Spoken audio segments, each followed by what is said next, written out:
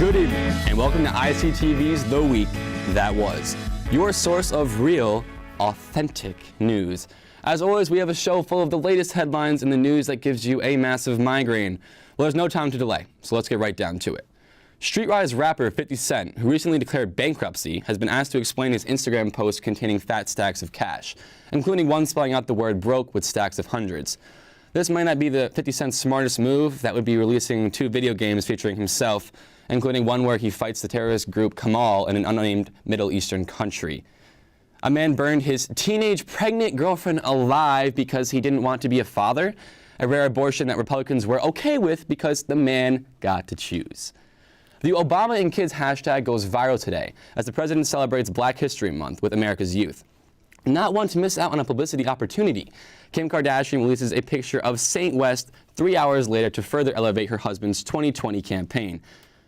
Waze navigation app announced today that Morgan Freeman is now on the list of people you can get to narrate your commute. Oh my gosh, this will surely lead to less stressful commutes, but might cause problems when drivers fall asleep at the wheel because, let's face it, Morgan Freeman is essentially God. His voice is just so soothing. The Center for Disease Control and Prevention released their findings in a study about sleep habits in the United States. People in Hawaii get the least sleep per night in the country, while people in South Dakota, Colorado, and Minnesota get the least. Say, Hawaiians, yeah, we'd sleep a lot too if the coolest thing around us was Mount Rushmore, we were high on legal marijuana, and we were surrounded by nothing but corn. Video footage of a 21-year-old Bernie Sanders being arrested for protesting segregation has recently surfaced. To gain back her street cred, Hillary brought up the fact that she was the first lady to testify in front of a federal grand jury. Bill quickly remarked, no, don't remind them of Whitewater. Bernie Sanders has accused Hillary Clinton of copying his message. There's no word on whether she'll try to copy his messy hair and Brooklyn accent next. A new rule prevents Canadian citizens from competing on Jeopardy! I guess Alex Trebek got tired of people shouting, "Remember where you came from!" at him during commercial breaks. President Obama is planning a diplomatic trip to Cuba next month, making him the first president since the 1920s to visit the country, well, excluding Jay-Z, the president of Rock Nation. Will Obama also be smoking Cubanos with Castro and Cubanas? We shall see. A few days after Valentine's Day this year, there emerged a new haven for uber-liberal millennials paying attention to American politics for the first time. It's called BernieSingles.com. Kesha has wanted to get out of a contract with a producer for the past 2 years, who she accused of sexually harassing her. Unfortunately for her, the judge ruled in the producer's favor, saying that she did not have to directly work with him and can work with other people in the company. The judge released a video statement regarding the results of the case. I don't have time to rule on your motion.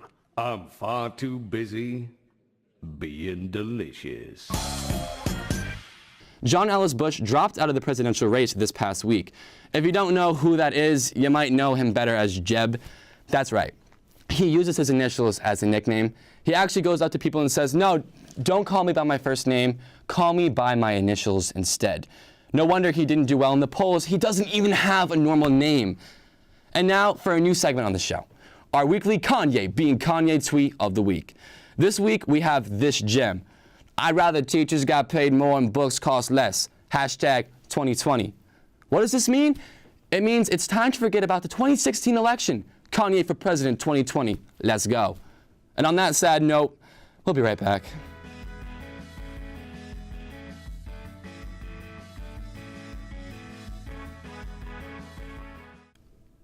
A battle over privacy has been waged between the FBI and Apple.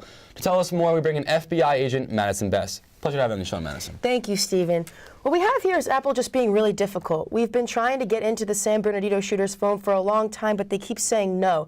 See, we tried to take care of this ourselves at first. We got the phone and said, okay, we need a 4-number passcode. How hard could that be? It turns out, so hard. I tried to enter every number, 111, 1112, 1113. By the time I got to 1119, it stopped working. I was locked out for an entire minute. I never want to go through that again. I can see your frustration, but shouldn't the FBI have technology to get around that? You would think so, but we are strictly Microsoft. We don't know how to work these Apple products. We're just the FBI. Who do you think we are, NASA? Okay, but didn't John McAfee offer to get into the phone for you? But what if it happens again? I sat with the phone for like 7 minutes trying to get in, and I'm really smart. We need a way to get into anyone's phone, like it says in the Constitution, guilty until proven innocent. Okay, but what about the concerns of the hackers getting into anyone's phone? That's a pretty big issue. Think about it this way. If the FBI installed a special door in everyone's house that only we had the key to, would anybody else be able to get in? Yeah, actually, a locksmith trained criminals, my high school lockpicking club. But what about the concerns that the FBI is spying on people? No need to worry. According to our website, we just gather and share information and intelligence with public and private sector partners worldwide.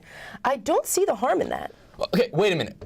What information is going public and what's going to the private sector? Who is even in the private sector? That's classified. The main thing you need to know is that our key priorities are fighting computer network intrusions, identity theft, and internet fraud. Okay, that sounds like the exact opposite of everything you just said to me. No, it isn't. It just sounds like this because it's really complicated. I don't even fully understand it, and I'm really, really smart. I see that. Okay, well, thanks for joining us tonight. We'll be right back with more The Week That Was.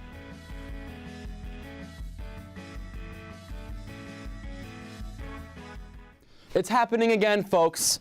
White people boycotting the malicious displays of black people.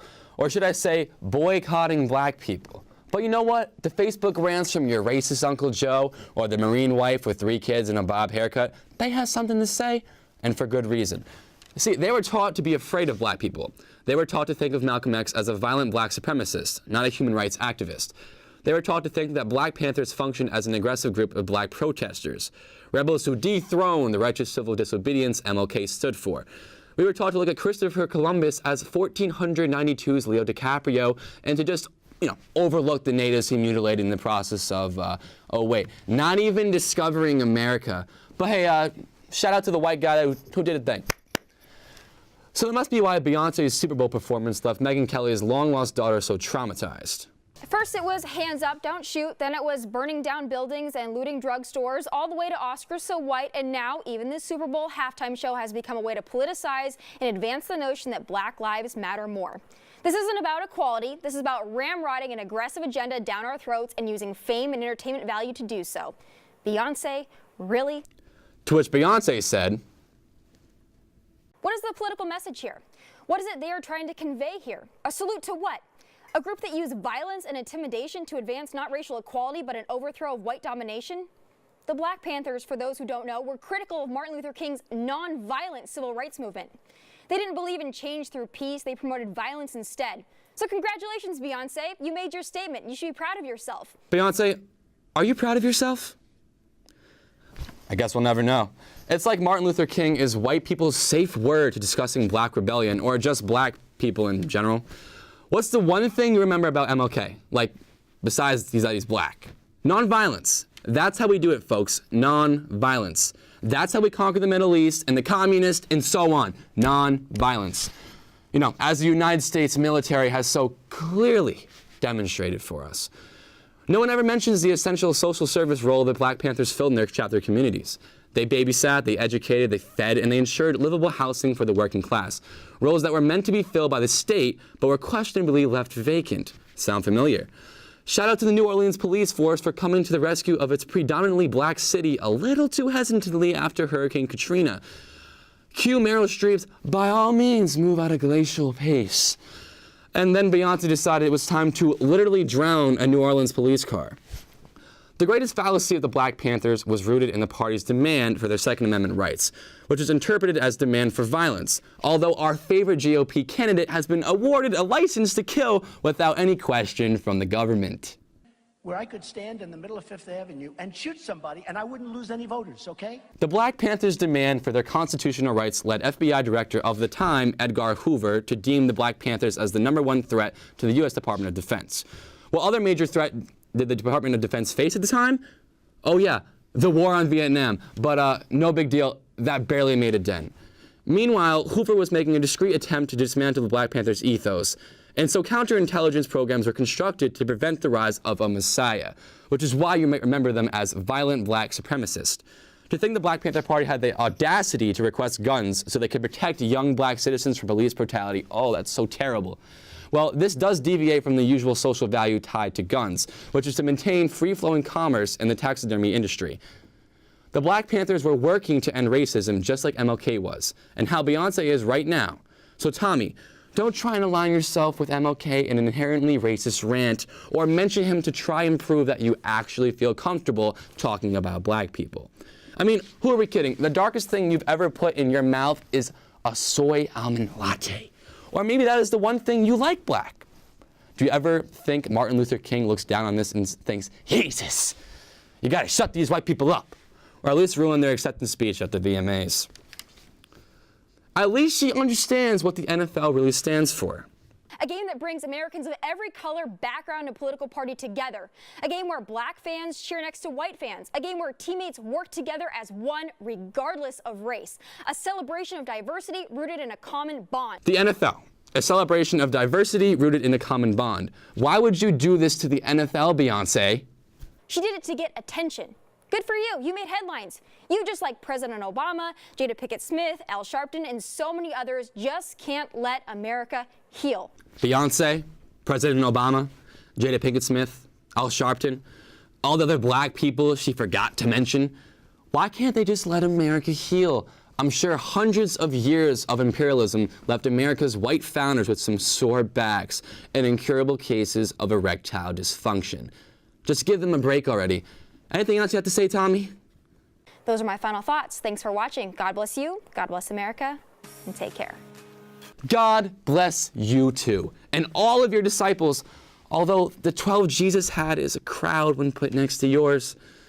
What would we do without you warning us about all of these black supremacist groups? I mean, imagine if we had white supremacist groups like Congress or the cast of Duck Dynasty.